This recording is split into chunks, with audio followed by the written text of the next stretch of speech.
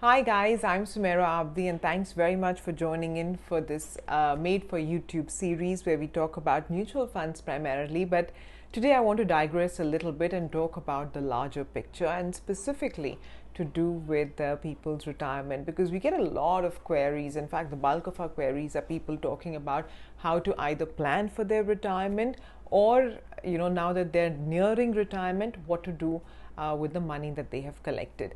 So I had, some time ago attended a forum of wealth managers where an elderly gentleman had asked this question that, he's set to retire and he has collected a sizable corpus of money, not all of which he will be using in his lifetime. So his question was what to do with the rest of the money.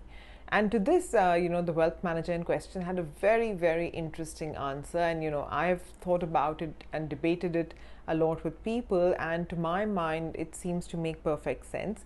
And which is why I want to present it to you as well. The wealth manager had advised this gentleman that, when you're retiring, your corpus that you have collected needs to be split into two. First of all, you must be very clear what you want. Okay.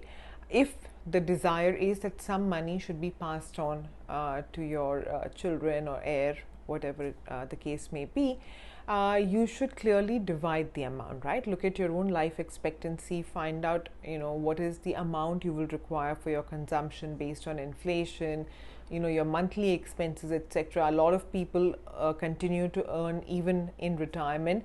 So basically factor that all in, figure out how much money will be required, right?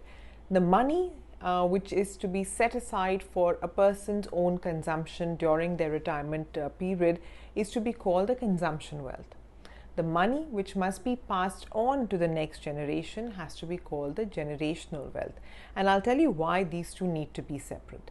Because the consumption wealth, or the money that you as the retiree will be consuming, needs to have be invested in instruments which have lower volatility and a higher degree of safety, right? So nothing goes wrong. Your corpus, protection of that corpus is the first priority. However, your heirs, your children, are much, much younger, right? So their money needs to grow. So the generational wealth needs to be invested in instruments which are high growth, which have a high growth potential, right? Because they're not going to be needing the money right now. So basically the idea is that, when somebody retires, don't think that, I need to put all of my money into, say, for example, debt mutual funds. No, you don't. You only need to use that corpus which you will be requiring. The corpus which your children will require can continue to remain in high growth assets like equity mutual funds, right?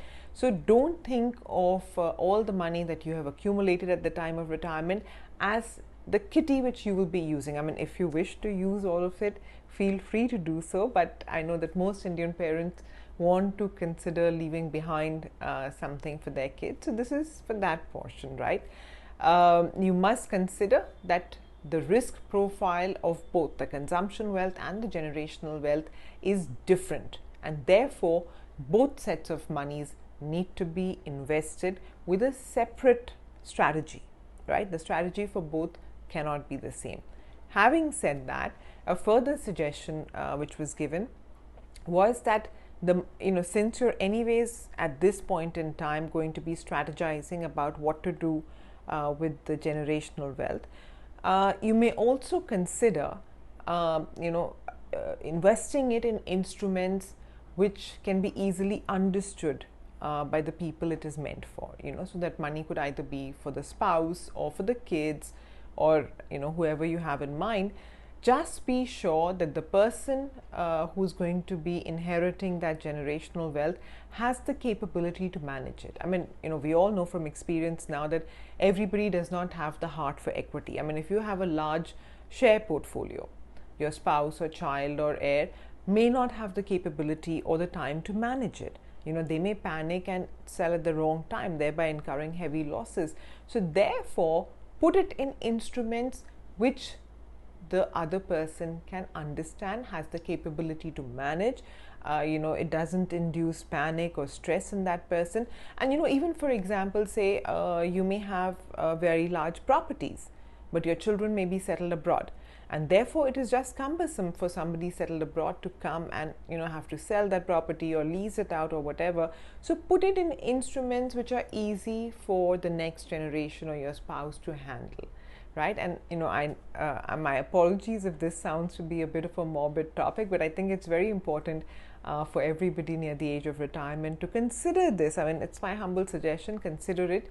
If you have further doubts about this or you want to discuss it a little bit more, please do write in your questions and comments in the comment section below, and I'll be very, very happy to read them and get back to you. Also, if you have suggestions for topics that you'd like us to speak about, we'll be happy to take those up too in the coming weeks. For now, thanks very much for watching. Stay safe, and we'll see you next week.